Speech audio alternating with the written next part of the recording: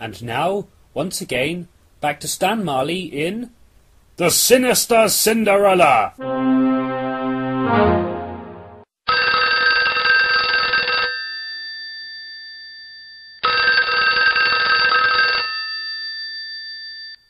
I awoke to my phone ringing off the hook. Groggily, I crept up from my bed to answer it. It was in the middle of a frantic ring whenever I picked it up. Hello? Stan, you'll never guess what we found at the crime scene. What? A woman's shoe. Woman's shoe? Really?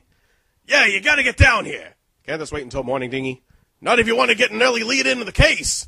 All right, fine. I'll be there in a bit.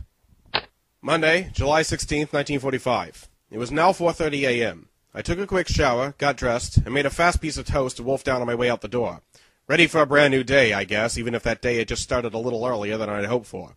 I slightly wondered if Slick was having as rough a beginning today as I was. I met Dingy at the crime scene, and only he and a few men were there. He was holding the shoe, an ugly-looking little thing, and a plastic bag when I approached him. Looks like we got a regular Cinderella on our hands here, eh, Stan? He nudged me with his elbow, which I was not taking kind to. I decided to ignore it, though. I suppose so. More like a sinister Cinderella, if I do say so myself. Say, where did you find that shoe, anyway? In the fountain, of all places. That's why it was so elusive. Well then, say, Dingy, would it be interfering with the case, or whatever, if I were to take that shoe for evidence? You're the private detective. I guess it'd be silly not to let you have it for evidence. Here. Well, it looked as though Slick had been telling the truth. A female had been the one to steal the money. At least it seemed that way, given she was in a hurry enough to leave a shoe behind. I suppose that when I met Slick today, I'd have that much to work with, at least. I didn't tell Dingy about my rendezvous with him. The less people who knew I was working with the enemy, the better.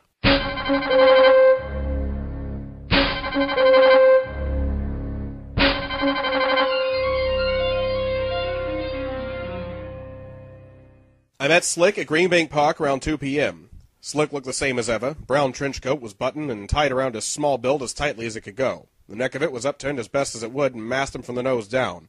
Meanwhile, the matching dark brown fedora was pulled down low to his eyebrows and finished the hiding effect. His pants were black, his loaf was a matching gray. He stood with his hands in his coat pocket, possibly fiddling with a revolver contained in it. Ha! Told you I'd be here. So you are, Slick. I guess I kinda had a feeling you would be, but that's not important right now. The real important thing is that me and the boys found a new clue. Yeah? What's that?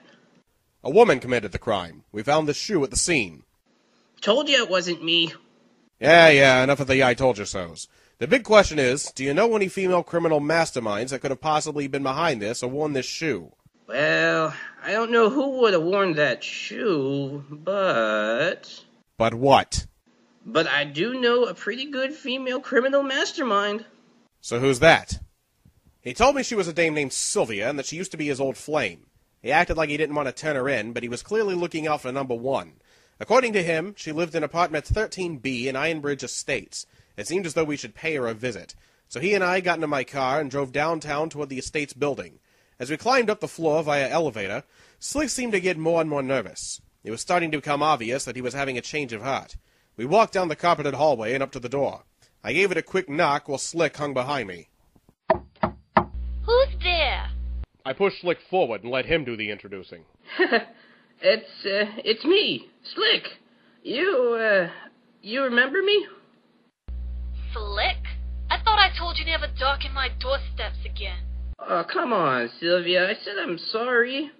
Besides, I'm not alone. Yeah? And who's with you? Stan Marley, P.I. P.I.?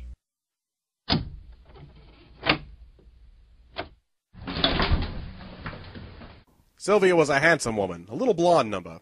Well, often if you had seen one blonde, you had seen them all. Sylvia was different. Namely, I could see why Slick liked her. Of course, something about her showed where they had split up.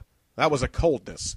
Her tightly pursed lips and upturned nose showed an expression of seriousness, and her black suit dress and matching hat gave her a look as if she were going to a funeral. Her eyes were a steely green. What do you want, Dick? Maybe you can tell me who the owner of this shoe is. Never seen it in my life. Now what are you guys doing here for real? Are you positive about that? From what Slick tells me here, you're a pretty sly little dame with itchy fingers. Is that so? Well, he had me at gunpoint, you see. Stow it, Slick. You betrayed me for the last time. There's no chance of us getting back together. Ever. Aw, but Sylvia... We're always gonna be through. As for you, Dick, I guess I could help out a short glass of water such as yourself. You think so? Sylvia! Yeah, I know a dame who that shoe might belong to. Can't guarantee it, but Black Molly might be behind this.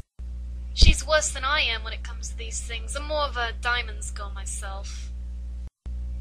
Anyway, she hangs down at the wharf. There's a little building down there where she uses something of a hideout. And so she gave us the address to Black Molly's hideout. Slick didn't seem too happy about her helping me, but after the stunt he pulled, I couldn't blame her. Taking up the shoe once again, Slick and I headed toward the hideout of Black Molly.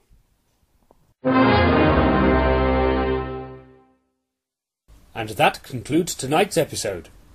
Credits for this evening include B. Roberts as writer and director, voices by Question the Majority, KingAtticus, Garrenn, and me, Gazongola, as the announcer. Remember to tune in next week for the continuing adventure of Stan Marley in The Sinister Cinderella! Thank you, folks, and good night.